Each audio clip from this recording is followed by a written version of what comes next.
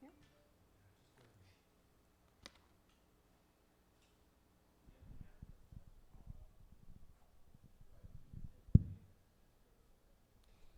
Hello, Troy.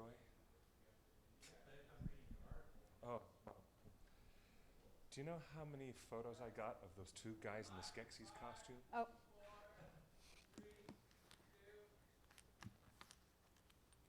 And we have liftoff. Yay.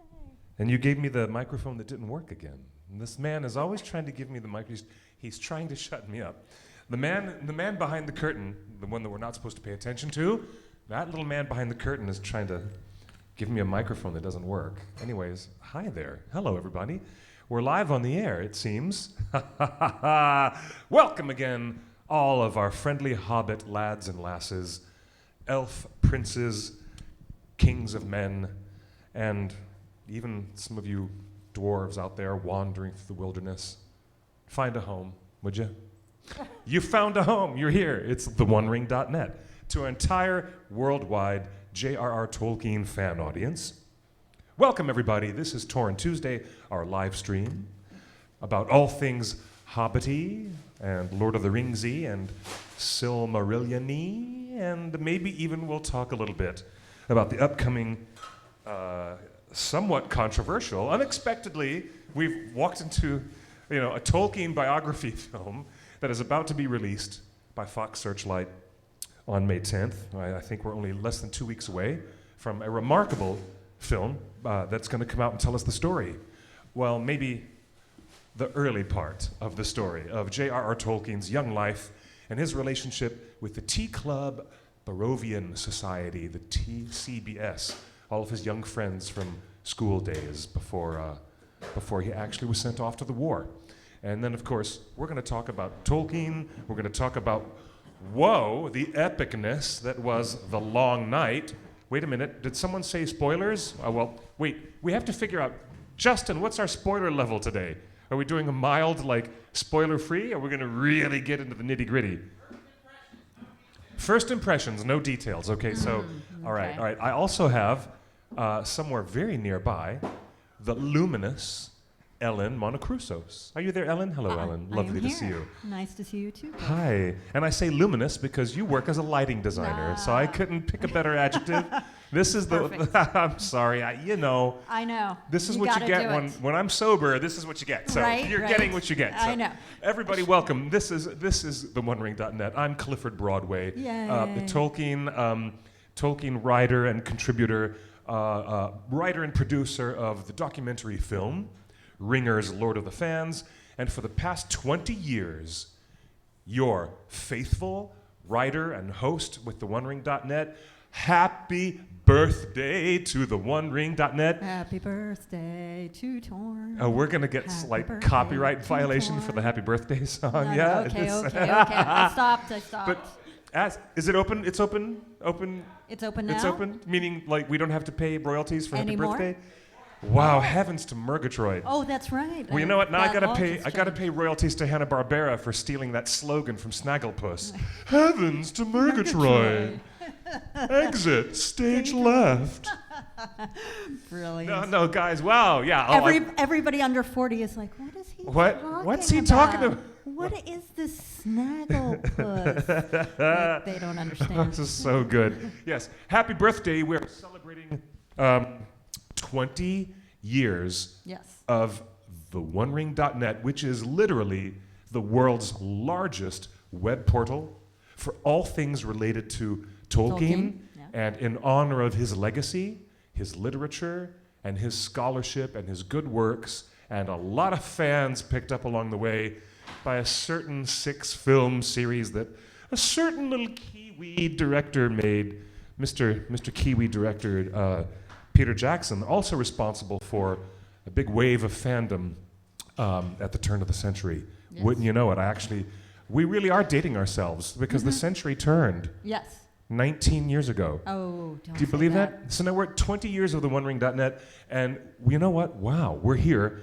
I am so glad that the live audience is here joining us now on YouTube, Periscope, Twitter Live, Facebook Live, Thanos live? No, maybe. No. You know, what? Not Thanos. Does he have a streaming channel? Let's hope From not. Titan? Because if he does, we're in big trouble. What's he charging for monthly subscription, and what kind of programming does Thanos have? Just the end of the universe as we know it. Universe? The cost is half the population. Okay, general impressions of Endgame. We'll talk about general impressions of the Avengers, Endgame, and The Long Night for Game of Thrones. But But we'll keep it brief. Why don't we start with the biggest beast in the room, which would be The Long Night, because I had one of those myself last night. No. Staying up, not fighting White Walkers, but I was Sorry to staying hear up that. writing an article that was published very early this morning to combat some of the nonsense that has been swirling around this conversation of the Tolkien Estate. But now, first impression of this. Do you want me to come over there to you? No, he's got a camera on you. Have you got a camera? Yeah. No. You're the guest. You're in the guest good. chair. I'm good, Justin. Yeah. Yeah. Justin's like I. Yeah. Justin's like thumbs up. So, Okay. Ellen, what's your first impression? Of the Long Night. Wow, what an intense ride. I thought it was fantastic. I thought it was beautifully shot. Thank you for saying that, because Yes. so many people have been harping on the cinematographer. On the fact that it was dark, and it was because the entire battle takes place at night, in the Yes. dead of night. Yes. And You not can't only see all the enemy. You can't see all the mischief. and as if it weren't bad enough that the battle takes place at night, obviously there's also a big storm which obscures even more of, assuming that there would be some moonlight. There is a shot of moonlight at one point, but the clouds are obscuring the moonlight. So it really is supposed to be a very, very dark battle. And so I thought it was... You know lighting. Yes. Believe me, you know how a photographer lights a shot. Yes. You know how a stage director lights a scene. Yes. You know what you're doing. Yeah. Tell the people. Yeah, I love it. I do think that it was shot very, very well. Thank you. I thought it was beautiful. I still think that even though it was dark, it gave you a sense of the scope of the battle. I think they did a fantastic job with these very, very long shots, especially if you go back and you watch the episode. The very first shot is an incredibly long shot where you're going from one character, from Tyrion to Bran to Sam. You're moving back and forth, no cuts. It's one long continuous shot. It's beautifully done, and that's one of the reasons why Game of Thrones, of course, now has become such an epic show, is because they're giving you an idea of the breadth of the universe, and they do that by doing these long shots instead of doing little tiny cuts, just showing the actors in one small area. They're really expanding it and doing when you see the Dothraki army all out there and the Unsullied army all out there, you're seeing these big wide angle shots. Really, really well done. And of course, they balance it so well with character and making sure that they go back to Sansa and showing what Sansa is going through, and showing Tyrion and having these beautiful moments of stillness, of people standing there being afraid, of not knowing what's going to happen, of the at moments terror. It's well done, because if you just show battle sequences for an hour and a half, people will tire of it, Very much so. You have to balance that out with the characters. Otherwise, you're just not going to care what happens. Great. And you really, really care about what happens to these characters and the lives that were lost and all of that. It's Very strong first impression. That's great. That's a great impression. I thought it was a fantastic episode. I agree with you 100%. In the chat, we have one of our friends saying, I want to thank Melisandre for increasing the lighting in the battle. Yes. 100%. And actually, I thought the Okay. same thing, that what Melisandre did actually helped the lighting. And I'm sure that in a way, I'm not sure if the DP said, you know what, this will give us a practical way to light the actors, is with fire. And not only that, not only did it give us the practical effect of having fire and being able to illuminate the actors from the firelight. But it also, to me, the first thing that I said when I saw that was, there it is, a song of ice and fire. And at one moment, you see the dead lying on the ground with their eyes open, but being lit by the flickering firelight. And I said, that's it. The whole story, George's story, is called A Song of Ice and Fire. Indeed. And that was, to me, maybe like you could take that shot and you could use that as a promotion for the entire book series, for the entire television show, because that's kind of the culmination, I think, of what George was writing about. How about that? I would say so. We have another, I'm in full agreement with you. We have another person in the chat who just said, oh no, they're talking Game of Thrones? I don't want to hear any spoilers. I'll never watch it until it's out on Blu-ray. And do you know what I have to say to that? That's not a good idea. Edwin, you're going to have a very difficult time, not just navigating this simple chat show, but all manner of social media and conversations for the next year are yours to navigate. And I wish you all the best with that.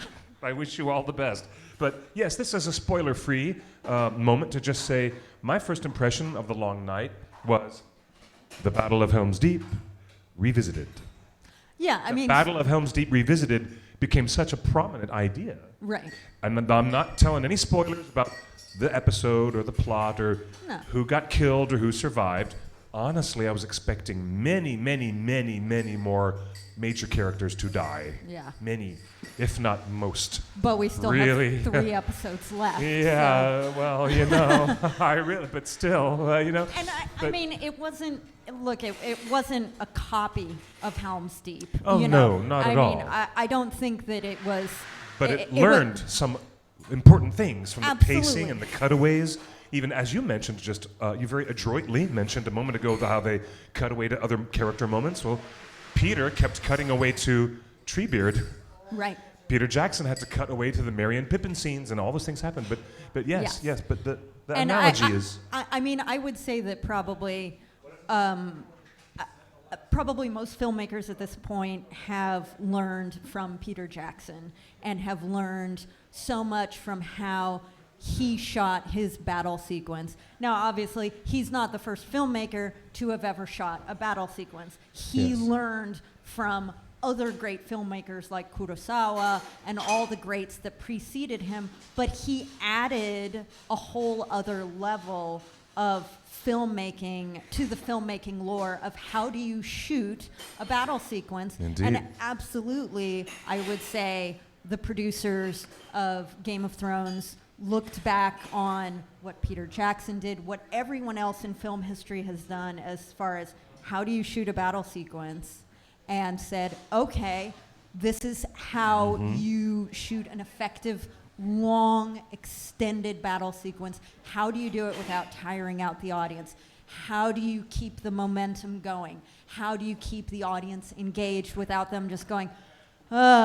this is just, people just getting killed right and left. Yep. How do you keep them engaged? I mean, it was basically an hour and a half of battle.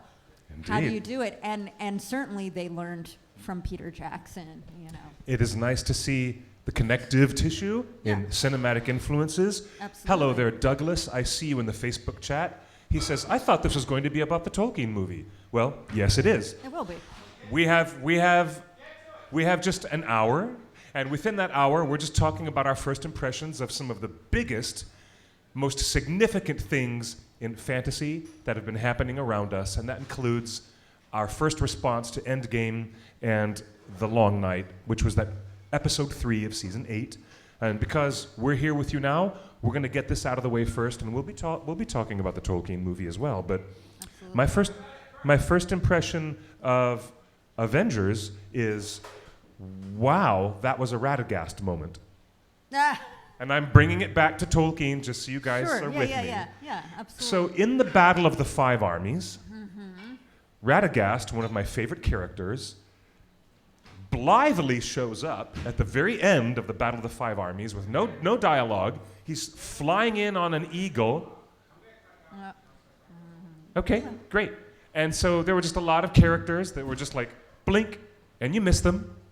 And that's what Radagast did. He shows up, blink, you'll miss him, and you'll never see Radagast again in the Hobbit movie. And that's also something that I think Endgame was very satisfying, but it had the problem of, oh, is that a blip of a character that I love?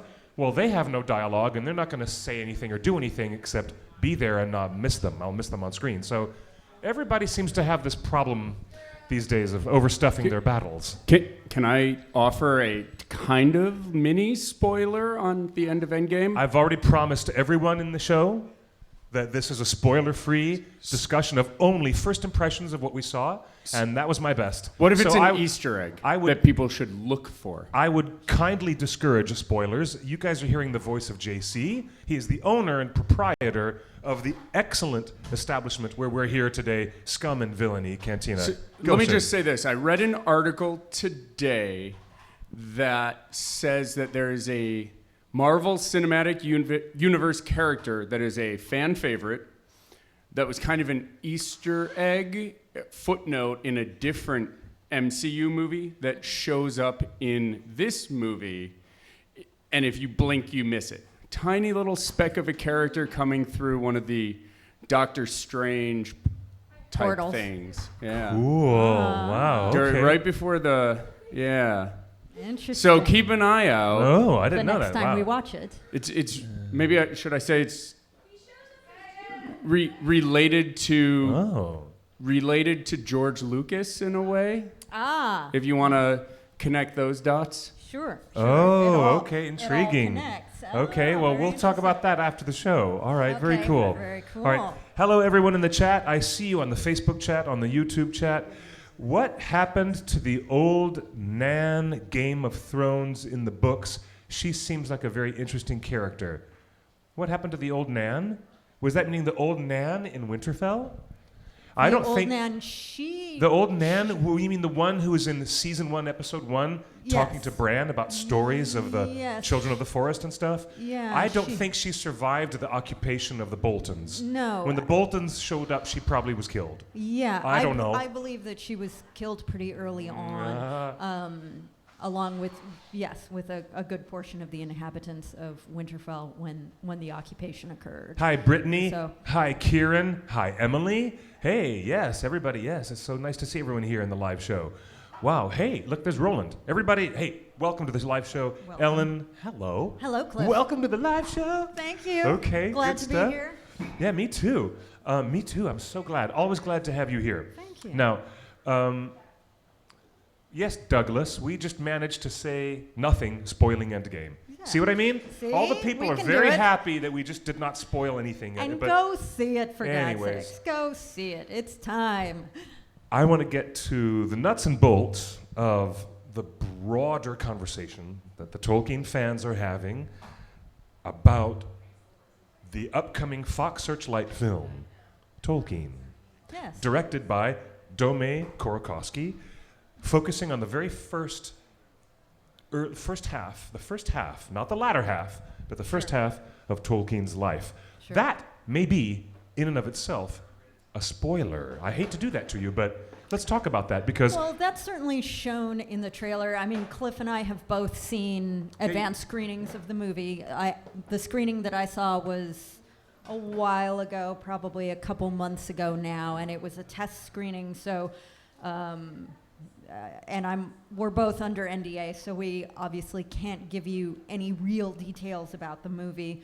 We can give you, again, our impressions, can't give you details, but and we have not seen, or at least I haven't seen the finished cut. I saw a test screening of it. Mm-hmm. But yes, JC. Oh no, finish. Sorry, I'm just excited. You've seen it too, have yeah? you seen? I have not, Oh. but this is the perfect place to announce that later tonight or early tomorrow morning, Scum and Villainy on our Facebook and Instagram has the opportunity for somebody who follows us to get 2 tickets to the Tolkien premiere in Westwood in Los Angeles next week. Woohoo. So we're gonna cool. We're gonna put a post up either tonight or tomorrow morning. So follow Scum and Villainy Cantina on Facebook and Scum and Villainy Cantina on Instagram. And on Friday, you follow the contest rules, and we will be picking somebody who will get to go to the premiere on, what is it, the 9th next week in Westwood? Yeah, I think the premiere is on the 9th. So, and I if think you don't follow yeah. us, follow us now, because you may get to go to see the movie. That's exciting as Good all get out. plug. But you know why? Do you know why? Can we make another connective tissue? Let's do this. Sure. Because I might know something that you guys don't know. Probably. You know a lot. It's May 7th, right? That premiere date? I think it's the 9th. It's May 9th? I believe, have to look it up. I believe that the West Coast premiere is either May 7th or May 9th. Here in Los Angeles, while there's a London premiere that just happened a day or two ago. Mm-hmm. Yesterday the London premiere happened. And worldwide, May 10th is the major distribution date for the Tolkien biography movie, the first half of his life story. Now, let me say something I found out. The author of A Song of Ice and Fire, George R.R. Martin, has been chosen to come to that Westwood Theater, and he will be moderating the Q&A with the director, Dome Korakowski, talking all about J.R.R. Tolkien, his influences on fantasy storytelling, and his influences on Game of Thrones. Mr. Martin himself will be there at Fantastic. that very screening where you can win tickets if you click like and join on the Instagram and follow Instagram for a Scum and Villainy Cantina and on Twitter, Facebook as well. That would be SV Cantina. On usually. Twitter. On Twitter. it's Scum and Villainy SV. Cantina on Facebook and Instagram. Scum and So we're Villainy going to put a post, Cantina. follow the instructions on the post. You might get to go see that, which I can't think of anything cooler happening next week Yeah, pretty than much. that. Yay. That's right. Very good. Thanks, Caroline. Thank you, Very, JC. very nice. JC, that's awesome sauce. Well, they're getting busy for a live show. Mr. Kevin Smith is going to be here Yay. a very few minutes after we're done with our broadcast, and he'll be doing Fat Man Beyond, his live show right here. It's going to be such an awesome day. Really glad you all are here with me. Let's talk about the Tolkien film. You saw it, I did. and Troy, you saw it. I've seen it twice. Okay, yes. It looks like there was a press embargo, but Empire Magazine is like completely ignoring the press embargo, and they've already published the first review of the film. Oh, great. And they Okay. complimented it. They Yeah. praised the film. It's a good and film. I tell you what, I'm ready for your enthusiastic response because I'm going to go off. Sure. I'm going to go off. I think it's a really good film. Again, I haven't Yes. seen the final cut of it, but I saw what was very close probably to a final cut. Indeed, it was. I Okay. noticed only 3 specific changes, Okay. including finished post-production and visual effects that were Gotcha. not, but that's it. Gotcha. Yeah. Yeah. So probably what I saw was probably close to what you're going to see in the movie theater. And it's very good. Yes, I think it's safe to say, especially from the trailers, that it does focus almost exclusively on Tolkien's early life. This is, and it's not about necessarily the work. You're not going to see Lord of the Rings. If you want to see Lord of the Rings, you got to watch Peter Jackson's work. This is a movie about the man who made Lord of the Rings. It's more of an exploration of the man, his life, what influenced him. It is not specifically about the work. It's about what he experienced in the war, what his friends experienced, how his friends influenced him. But it's very respectful. I was just and about to ask that. I think it's... Is it disrespectful in any way? No, absolutely Was it not. ham-fisted or clumsy in any way with the No, material? It's. I think it's a very graceful Thank you. film in that it shows not only Tolkien but all of Tolkien's associates, his friends, his love. It shows all of them in the same light, that these people were intellectuals, but they were fun. They weren't stuffy. They were fun. They were thoughtful.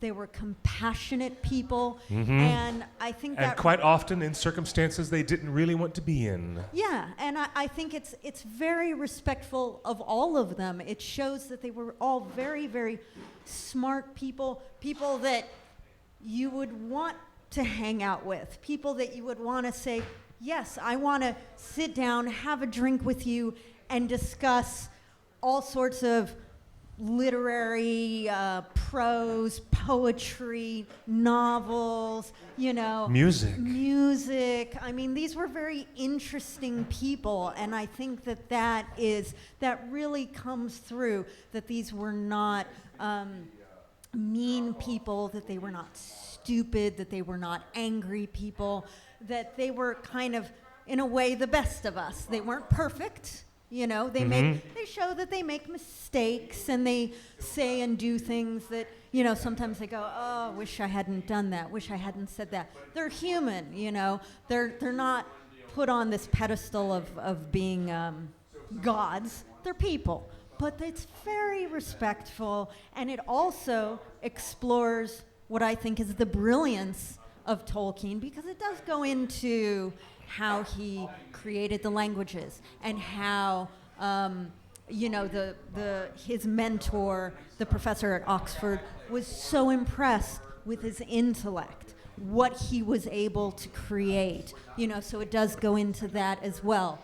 So I don't see in any way how it's disrespectful of Tolkien. I don't see in any way how it's disrespectful to the men of the TCBS, of Edith. I think it really shows a very nice, well-rounded picture of them. Now, it's not a documentary. It's not so specific that you're going to get all of the exact details. It's not supposed to be a documentary. You could definitely say that the movie is liberated from having to be that, because it wants to be an emotional portrait of a person's life. And it's very emotional. Very emotional. And this is the success. This is the difference where the rubber meets the road between a documentary and a narrative, because you have the ability to take a life story, the way that Mr. Nash was depicted by Russell Crowe. Russell Crowe in the Ron Howard film. Right. Well, that wasn't exactly the way A Beautiful Mind is going to give you all the emotional notes, the grace notes, and the real deeper emotional understanding of the places where Mr. Nash went and what he suffered through. But it's not exact, it's not accurate, but it's still Oscar-worthy, even though it's not accurate. So Cliff, the tough when thing I see is that people, this movie is like the third in a great series of emotional portraits of actual humans, right? There's A Beautiful Mind with Russell Crowe. There's A Theory of Everything. And then this is kind of the third movie. But unfortunately... I think would be fourth. I think the first movie in this list is Dead Poet Society. Well, if you want to go back far, let's go to do. Shadowlands and talk about C.S. Lewis. Yeah, well, you're doing a biography film in any of these options about intellectuals who you might look at and say, well, they've got a rather pedestrian life that doesn't have lots of action and lots of what you'd call reversals of fortune and stunning events. There isn't anything that stunning, but it's a life worth examining. It's a life worth examining because of the emotions behind it. The interesting thing is that we all grew up with Tolkien and knowing the Inklings and his group of friends, 4, 5, 6 sometimes. Yes. C.S. Lewis, Charles Williams, Mr. Faulkner, Mr. Tolkien himself. Of course you know their names. A few of them. The interesting thing about this movie is that it shows the precursor to the Inklings, and it's actually true to life. Tolkien created a club like the Inklings, but it didn't have as good of a name. Right. Yeah. And in the movie, they talk about this club, the TCBS. I think it stands for something, poetry or whatever. Tea Club and Barovian Society. Tea Club and Barovian Society. Again, big words for me, but I understand what they were. But I looked it up, and it was true to life. Like he really did have this club of friends. Oh, yeah. So it's devastating to see that this club of awesome friends all go to war separately. They don't go to war together. They go to war separately in the Great World War I. Yes. And Tolkien is the one that survives. Right. Well, he's one of two Yes. He's one of two, sorry, And- but others of Tolkien's. And they don't shy circle. away from that stuff. I thought this was going to be a glowing biopic of like, they're going to soften all the hard edges because, Tolkien has a reputation of being kind of a stoic, my way or the highway guy. But this movie shows a nuanced kind of portrait of a young guy figuring out how to fit in. In a world where an orphan boy with that much of a mind, a boy where his mom taught him Greek and Latin and all these languages before he was 12, before he even got admitted to the college. And that is shown The school. in the movie. Yeah. Again, it's not like all the details are wrong. The overall story is accurate. Now Yeah. it's Oh, yeah. sure there are little details that are a little off because it's not a documentary, but it does show him being raised by his mother, being taught Greek and Latin, why he ended up being such an intellectual, why he was so intelligent. And why he was why he was so dedicated to the Catholic Church that later in life, when C.S. Lewis found Christianity, he chose to be a Protestant, and Tolkien took umbrance at the fact that his best friend decided not to go with the Catholic Church and went with the Protestant Church. But you see the beginnings of the Catholic Church influencing Tolkien in a very strong way. Yeah. In his relationships, in his professional career, in his life choices. So there's a lot of discussion online. I've seen a bunch of tweets of like, the Catholic Church disavows of this film because it doesn't mention his Catholicism. That's not true not at true. all. That's not fake true. news Well, completely. I have- They cover it. I have That's more of patently untrue. I have a very specific response to that. The presence of Catholicism in Tolkien's early life is way, way different than what Catholicism is strongly present in his later life.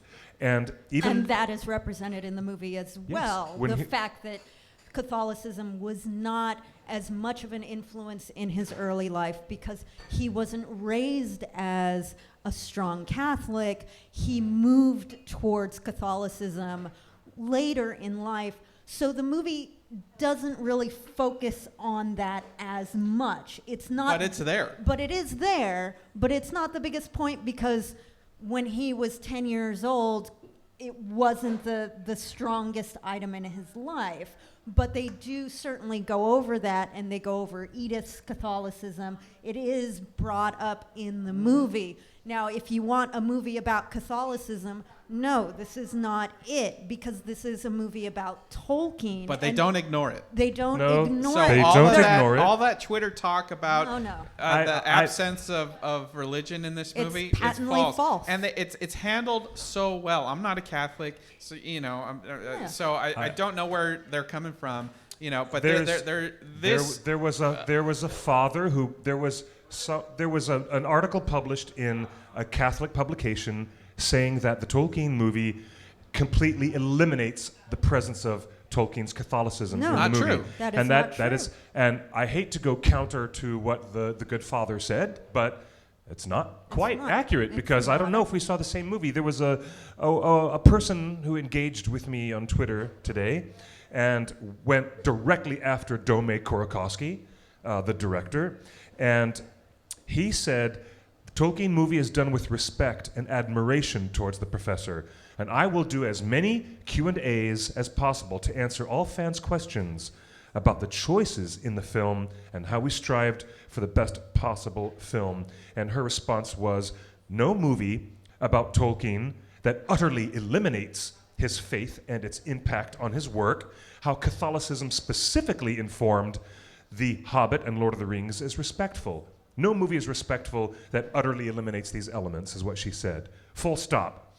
This was a deliberate choice to diminish the man. And I took great exception to that. Yes, as do And I. Because since it's not I'm accurate. willing to engage, and so I engaged, and this was my response. Assuming you've seen the film, Right. I said, if so, did you notice how much tenderness and yet specifically Catholic concerns were afforded to the orphaned Tolkien boys by Father Francis. Right. And I went further and I said, also, if the theory of everything said very little about Professor Hawking's atheism, was it also disrespectful Right. to Professor Hawking? Well, okay, there's that. Well, I just wanted to come on and I'm like, share the thing- my I first appreciate that. reaction. And I just want to say that I went in as a casual fan. You know, I haven't read the books. You know, I love Lord of the Rings. I'm aware of Tolkien. And you've taught me a lot about Tolkien because you've written books about Tolkien and done a an movie about expert. Tolkien. Yes. So I Cliff went is an in I don't know what to expect. I just wanted a good movie. I kind of cried at the end. I know. Especially at Nice. that punctuation Nice. at the end. I'm not no spoilers, No. And you but can't that say punctuation on the couch, that conversation Yeah. in that place that on was the beautiful. couch. It's that so was There damn were, beau- it's and so there I were, just- there emotionally were beautiful. beautiful moments So in the beautiful. movie. And the thing to understand, again, is that Tolkien's life was about more than just his Catholicism. And if you reduce the man just to his religious beliefs, then you are not understanding the breadth of this man's life, of what influenced him, what encouraged him. Catholicism is not what encouraged Tolkien to write Elvish languages. It is not. Now, that does not mean Thank that you. Catholicism did not have an impact on his life, and Christianity did not. It had an impact It as much had- as Beowulf did. It did have an impact, absolutely. Not only from the mythos, but also because he, from the age of 12, I believe, was it 12, that he was raised by Father Francis. Now, certainly, because he, as a young man, once he was orphaned, was raised by Father Francis, I believe that certainly this priest... Until he was boarded in Mrs. Faulkner's home. Sure, but Yes. I think that his that the Christian beliefs of compassion, of looking out for other people, I think those beliefs were instilled upon Tolkien, and you certainly feel that influence of this very compassionate man, which of course is supposed to be the ideal of Christianity, this idea of... And his life well, is not hard. It's not easy. his life is not easy, and this You know. and this priest really helps him and guides him, and so certainly that's an important part of the movie as well. So you do see the influences of Christianity. I love throughout the his movie. life. Like And- first impressions, no review. First impressions, I loved it. I want to see it again. Yeah, I absolutely. don't own any Marvel movies on DVD, but I would own this movie as soon as it's out on DVD because Sure. it is one of those movies you can put on and have a kind of a feel good movie, a life affirming movie. You can play it when family's around, Yeah. and you can have Yes. a good date night with it. Yeah. It is Yes. one of those Yes, just indeed. really good movies. So that's Yes, all I indeed. had to say. To the live chat, Shad Damon says, no one has seen this film. So why is it being spoiled and discussed? We Well, have seen it. Shad, actually many people have seen it at many advanced screenings. Yes, we and have we're seen it. discussing it because of the fact that the Tolkien Estate, the family behind the Tolkien Estate as well, had made a particular statement saying that we're not connected to this. We didn't approve of it. We didn't authorize it. Our hands are off of this project. We didn't do this. And that story was spun very negatively by The Guardian in a really irresponsible piece of slop journalism. And I have taken them to task by writing an article that I published this morning on theonering.net, which mirrors much of the conversation we had a week ago live on this very program and reiterates some of those salient points. Further to the conversation of Catholicism, if you were going to make another movie, and I told this person that I was engaged with online, who has not responded to me again, but if you were making another movie about the second half of the professor's life, where it's all about his work and the Catholicism and the spirituality in his work, which the current movie does not even touch on. It touches on all the other youthful springtime influences in the early spring of his life, Sure. not the influences and the power and the energy of the autumn and the winter of his life. Sure. It doesn't even go there. So this person, I told them, was complaining about a movie that hasn't been made yet. Right. Exactly. Literally. Let somebody else come up Right. and do a different approach to tell more of that story, but it was not being blatantly overlooked. His spirituality is in the film, although with a light touch. And it's not It's a out light of touch, So yes. come on, give us a break here. Now, Well, while and- we're discussing Tolkien, we're trying not to spoil it, but we're trying to give you impressions of what is good about it that we really liked with a legitimate point of view against the weird negative spin that just appeared 7 days ago. And that's what we're trying to do. Because honestly, like you and we've seen this film, and we think that hardcore Tolkien fans will be engaged and will enjoy this film as much as the casual audience will say, oh, so that's what happened to the guy who created The Hobbit. Right. Wow. Right. Exactly. It's painted in such an appreciative and open-handed way. It's a very open-handed, emotionally generous portrait that does not have to stick to the rules of pure accuracy. Major Right. complaint. It was someone on our Facebook page on the onering.net who said a few days ago, how can you support this movie when the family says, no, we've disavowed it? Well, back off. The family didn't really disavow it. No. They just said, this isn't ours. They said what they say all the time. We don't approve of that. We didn't do that. Basically, We didn't what, do that. what if you read That's what they say all the time. If you read the statement that was published by the estate, they basically were covering their legal butts, and they were saying, in a strictly legal sense, we were not involved with this movie. We don't endorse it. We weren't involved with this in any way. Now, this is a standard procedure that any estate would do given a piece of art that was created based on public knowledge. Okay, this was based on a book specifically called Tolkien, but it was based on public knowledge. They didn't go and interview Christopher Tolkien. Again, it's not a documentary. Very much like the Doors film. The Doors film was not made with the surviving members of the Doors. It was meant to be a portrait of the band, a portrait of their lives, a portrait of their art, but it was not meant to say, okay, on this date they did this, and on this date they recorded this, and on this date. It's not a list of details. And so yes, some of the details are elongated, some of them are not spot on, but it's also art. It is not supposed to just be a list of facts. If you want a list of facts, you can go to the Wikipedia page and you can read about, okay, what was the date that The Hobbit was published? You can read that. What was the date that Lord of the Rings was published? You know, you can read that. You can know, read that. What was the date when Edith said, I've gotten engaged to someone else? Sure. Sorry, Ronald, I'm not going to be your girlfriend anymore. And, the movie plays with a different order of the chronology of those events. Yes, absolutely. But we still know that really happened. It happened just in a different point in time in the lives of these two people. But, before he was a professor, he was a soldier. He was a soldier. And he was there with the woman that he loved, with his heart breaking, knowing that she had been betrothed to someone else.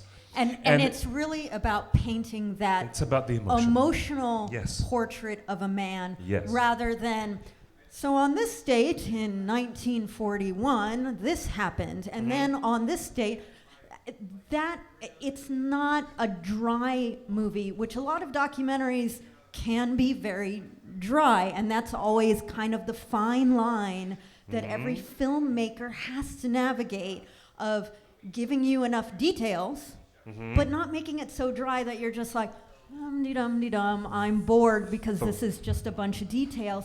No. This really focuses on what made Tolkien the man that he was. what did his friends do to influence him? What did Edith do to influence him? What did Father Francis do to influence him? What did the early death of his mother? The early death of his mother, his time at Oxford, how Yes. did that influence him? How Yes. did all of these things make him the man that he became? Now, to the gentleman's point on Facebook, I don't think any of this is a spoiler because we're not really spoiling anything, and all of this is public knowledge. You know, they don't tell you really anything in the movie that you can't read on Wikipedia. You know, all of the major points are there, but what you're not going to see in Wikipedia is who he was as a person. All you're going to get on Wiki is, you know, what happened when, but this fills in. You're going to get just a Ken Burns list of facts. Exactly, and there's List- nothing list wrong of with Ken Burns documentaries. They're fantastic. No, nothing We wrong love with that. facts. Facts are great. But if you want an emotional portrait of Tolkien, go see this movie. You're going to get that emotional Thank you. portrait. It's going to give you a loving, very well-rounded Yes. view of who he was. Yes. And it's lovely, and there are beautiful moments. It's shot really well. The cast is fantastic. There isn't Oh, the casting is great. there The isn't casting is one weak great. link in the entire cast. It's very solid cast, and just really, really beautiful little moments between characters. I mean, Dom Karakowski really spends a lot of time with the characters just talking to each other, you know, and Yes. and you Oh don't my gosh, get that the a lot. conversation that Edith and John Ronald Tolkien are having together at that high-end, you know, The restaurant. restaurant It's lovely. where It's she great. where It's she great. feels self-conscious because she doesn't have a wealthy hat, you know, and we're looking at some observations of class differences Yeah. in the UK. Which is also nice. They That's- touch on that that's just a little bit, the class differences. Really in there. Well, you know the There's- bit yeah. where they're throwing sugar cubes into people's hats? Right. That really happened. Okay. That okay. really happened when Nice. they were youths.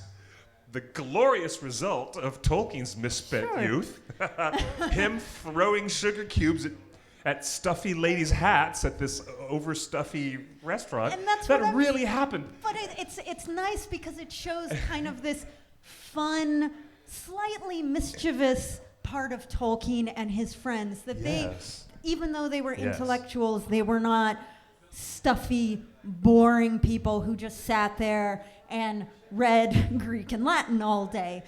They had fun, and Yes. sometimes they would get into a little bit of trouble. And I mean, really, by today's standards, it's a little bit of trouble. It's not a lot. I mean, really, there's nothing major in there. Like Justin was saying, you can show this to, I would say, maybe a 10-year-old or a 12-year-old, you know. Good, indeed. I wouldn't go much younger than that because it does show some of World War I, which was obviously very... Huh? No. And No. certainly it's not an extraordinarily violent film. I mean, obviously we know World War I was a very intense war, and they don't go into too much of that. But because it does have a war, I wouldn't show it to very young children. There are scenes in the movie that are around a large conversation of language and the purpose of words Sure. and what words mean. Right. There are large chunks of the film around battle and horror, the way that it's portrayed Sure. quite accurately in Peter Jackson's recent film, They Shall Not Grow Old. Sure. And The I movie mean, treads this line Yes. between these aspects of Tolkien's life, and it's visually and emotionally satisfying. Yeah. I'm satisfied. I'm satisfied enough with it that I could stand here after having seen it, and I can defend it and say to all the people who have not seen it, to all the people who are saying, "Oh, well, the families disavowed it, so hard pass. I'm not even going to go." Well, wait a minute. Well, hold on. That is spurious and unreasonable to even be in that position, because the Tolkien Estate never approved of anything that was done by Ralph Bakshi or Peter Jackson or the board games that you've been enjoying or any of the video games you've played or any of the other toys you've played with. They didn't approve of any of that stuff until the very recent new licensing deals. But I would also say that so it's okay. It's actually okay. We don't even know if anyone from the Tolkien Estate has even seen the movie. Yeah. They did not say in their statement whether or not they had been granted a showing of the movie. So what they issued was not a review of the movie. They didn't say, we saw the movie and we hated it. They simply said, we were not involved in the making of the movie. That is different than saying, we saw it and we strongly condemn the portrayal of Tolkien. They didn't say any of that because as far as we know, they haven't even seen it. Isn't that funny why Gizmodo, Yahoo News, The Guardian, and all these other people in the news cycle in the past 7 days have been really, in a very ugly and unnecessary way, trying to create a chasm between the fans and the family at the estate. And that's not cool. I'm not going to stand for it. And that's why I wrote what I wrote this morning. So look it up. It's on theonering.net. And I would also say, and I make this request as an artist to the public, don't let somebody else decide for you what is good art and what is bad art. Thank you so much. Don't let anyone else make that decision for you. Thank you. It is so important. If we all said art has to be accurate in order for it to be good, you wouldn't see half of Shakespeare's plays. King John is nowhere near accurate. Nowhere near. It's King John spends, 5 minutes on the Magna Carta. And yet that is the one thing that he is known for throughout history, and he spent 5 minutes on it. And yet, it's a phenomenal play. Okay? So well said. Don't let the accuracy in an art form dictate to you whether or not you're even going to see the art form, and don't let somebody else's opinion of that art dictate whether or not you're even going to experience the art. Yes. Experience it. Experience all art, whether it's cinema, whether it's literature, whether it's theater.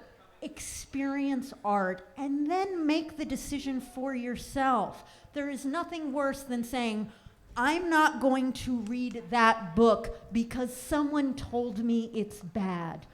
Read it. Okay? This is thank you. This is how book burning became a thing. This is how the banned books, there is still a list of banned books in America, in England, in many countries, there are lists of banned books. Why? Because people said, I am going to allow someone else to dictate what can be read and what can't be read. I am going to allow censorship of art. Don't allow that to happen. Don't let somebody else censor art for you, okay? Agreed. Go and see the movie and make your own decision. You may not like it. That's okay. You may love it, though. It may move you. Yes. It may bring you to tears. You may think, wow, that was a beautiful piece of art. But you will never know that unless you go and experience it yourself. Yes. You will never know what the experience of reading Tolkien is like unless you pick up the book and read it. You will never know what it's like to read a Game of Thrones until you pick up the books and you read the books. Experience art every chance you get. Don't limit your life. Don't limit yourself. This is a really, really good movie. There are people who will say, it's no good. I don't like it for these reasons. That's fine. We can all disagree on what art we like and what art we don't like. There's no movie that everybody likes. That's okay. Indeed. That's totally okay. Indeed. And it's okay if Cliff says, I liked this part, but I didn't like that part. And I say, well, I disagree with that. That's fine. But we can't even have this discussion if we don't even bother seeing the movie? Then I mean, how can you call yourself a Tolkien fan and not see a movie about Tolkien? It makes no sense. And like I said, it's a beautiful movie.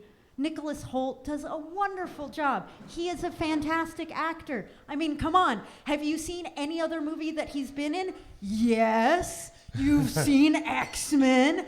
He's fantastic. You've probably seen The Favorite if you're like, into those kinds of Oscar buzz movies like I am. He's fantastic. Have you seen Mad Max? Yes. He's yes. fantastic. Yes, he is. He's an excellent actor. All of these actors are good actors. Yeah.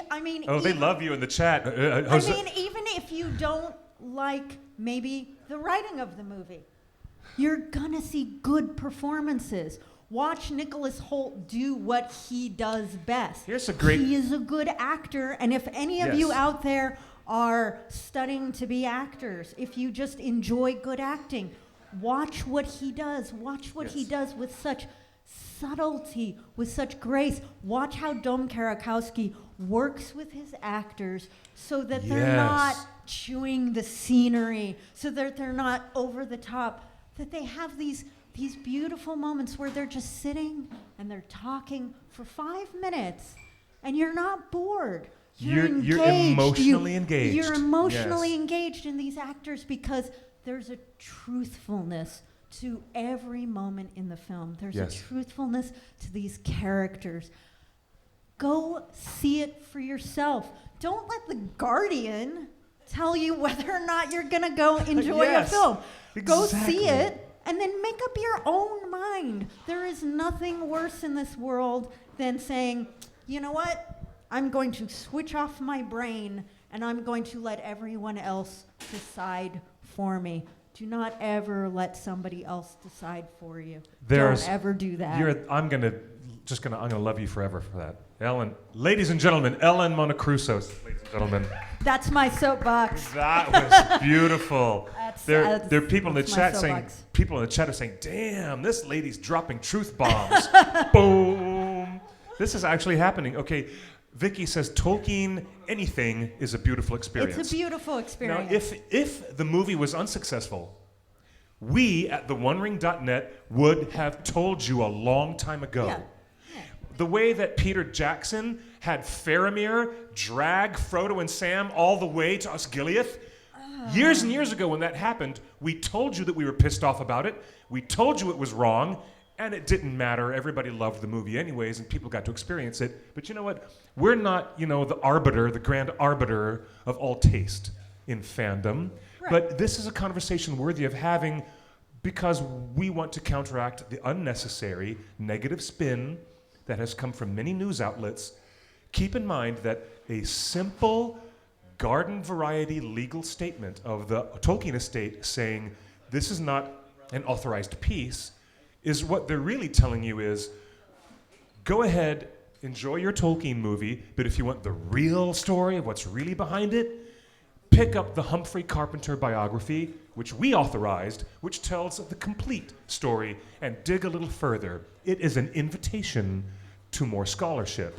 Absolutely. If the Tolkien movie can be what it really is meant to be, which is a beautiful portrait, it will encourage further scholarship. Exactly. For those of us who are inquiring and intrigued by the life of John Ronald Reuel, Tolkien, and exactly what happens next in the later half of his life might be the subject of some other story, but Dome Korakowski has a feather in his hat because it is a very worthy film of our time. It is worthy for the fandom to say, okay, the Tolkien Estate is like the kid in the Wheaties commercial.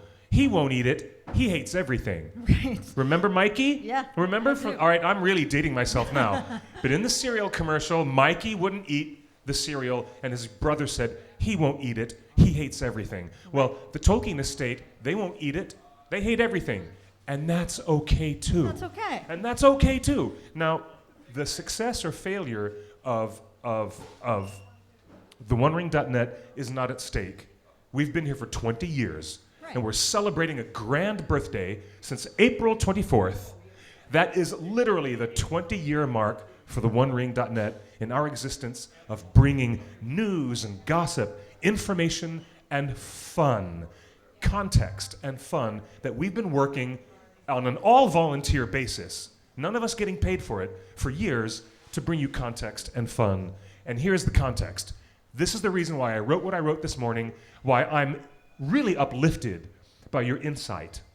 I'm so uplifted by your insights, Ellen, Thank you. that the Tolkien movie is not being squashed or shat upon. No, Did you know that shat is the past tense of to shit? I did. Well, now you know. I did. Okay, but the family of the Tolkien Estate saying we didn't authorize it is not them saying horrible, horrible mess. It's just them saying, well, they did their stuff, and if you want the real story, come to us. We've got the Humphrey Carpenter biography. Right. That's The garden Tolkien variety es- statement. The Tolkien Estate did not issue a review of course the movie. not. It is not a review. They are Indeed. not. They are not talking about the artistic merits of the movie. So keep that in mind as well, and don't let the Guardian decide for you whether or not you're Yes. going to see it. Yes, So- we're so glad to have this community because do you know what I managed to do with some of the toxicity that was coming at me? We diffused it, we had conversation,